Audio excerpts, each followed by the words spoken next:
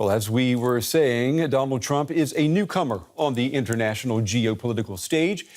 Well, today I asked a veteran of diplomacy and security, a man sought after for his experience and his insight into the nexus of power and politics, Wolfgang Ischinger.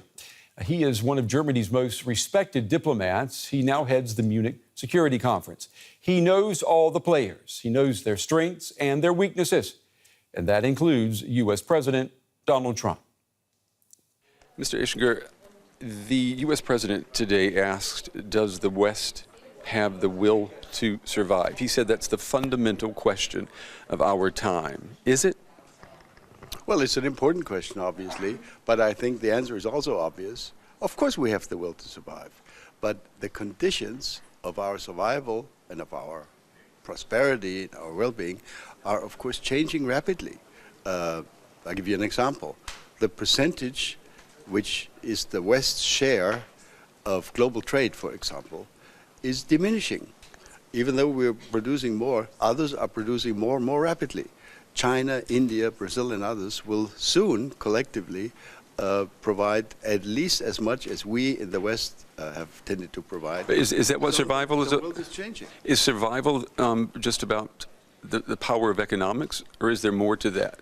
Well, it is about the power of economics and about well-being and about poverty and survival in the first place. But it is, of course, also about peace and war. And it is about the fact that in the year 2017, as we speak, we have achieved a negative world record of close to 70 million refugees worldwide, which is not a happy story at all. So there are military challenges of the first order.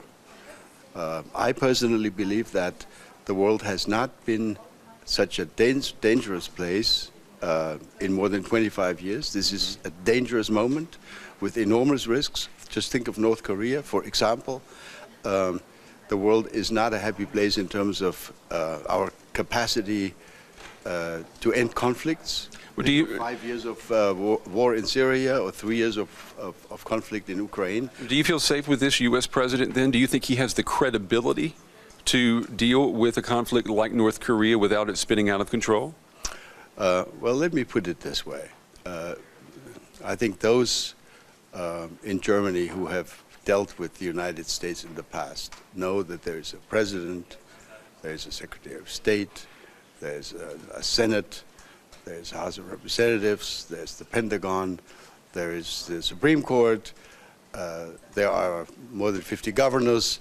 In other words, if we can't solve our problems with President Trump, there are multiple ways of engaging with other parts of the American establishment. This is why I keep saying, you know, even if we don't like certain things that President Trump has said, there is no alternative to working with the United States. And if we can't work very well with President Trump, let's work with the other people. Engage, engage, engage. But that's the motto. That's a tragic commentary, though, on the most powerful man in the world, isn't it? We really can't work with him, so we're going to bypass him.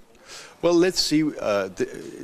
I would say it's still a little early to tell. Let's see what comes out of the Hamburg discussions. But clearly there has been a loss of trust, no doubt about it. Let's remind ourselves of comments made a little while ago by Chancellor Merkel.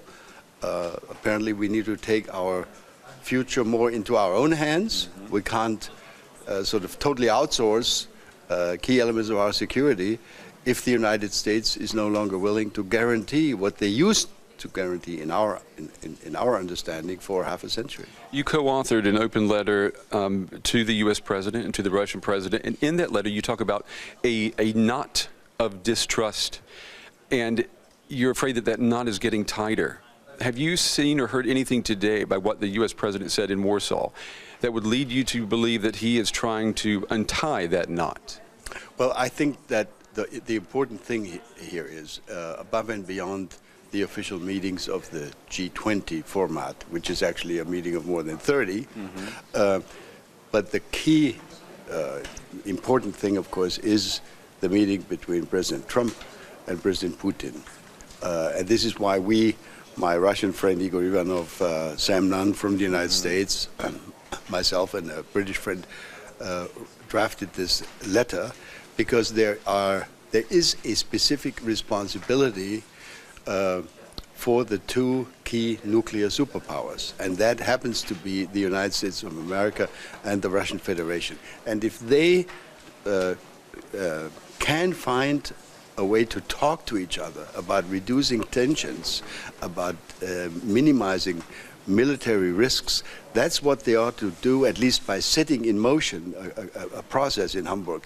That would be my great hope. I think that's what the world needs at this point, a US-Russian process of engagement in order to reduce risks and tension. But how can that happen, Mr. Ischinger, when you've got all the security and intelligence agencies of the U.S. saying that Russia not only has meddled in the U.S. election, but may have influenced the outcome and continues to do so? They're doing the same thing here in Germany. How do you want to have a partnership with a country that's trying to undermine you at the same time? Well, let's tone it down a little bit. Look, I mean, I could give you many examples of which countries have in the past tried to influence and manipulate other countries' political processes. And that was in the past not only the Soviet Union or more recently the Russian Federation. Unfortunately, you know, if you're realistic, it happens all the time. So the lesson from the Cold War is, even if we have the biggest military disagreements, even if we have enormous political tension, there's got to be a way to talk to each other. And even if we are convinced, and I know that many in the United States are convinced that the Russians were meddling in last year's election, that still cannot be an excuse for not talking to each other. Diplomacy is the art of talking to your enemy and not just sitting down and having a beer with your friend. That's easy. The German foreign minister today signaled that this G20 summit could be the most important international summit that we have ever seen. Do you agree with that? Is that much at stake? Well, quite a bit is at stake. I'm usually not interested in speaking in superlatives, but this is an important potential turning point, both in the direction of even more tension, if it goes in the wrong direction, or a reduction of tension and a more cooperative international environment. That's certainly true. So this is an important moment.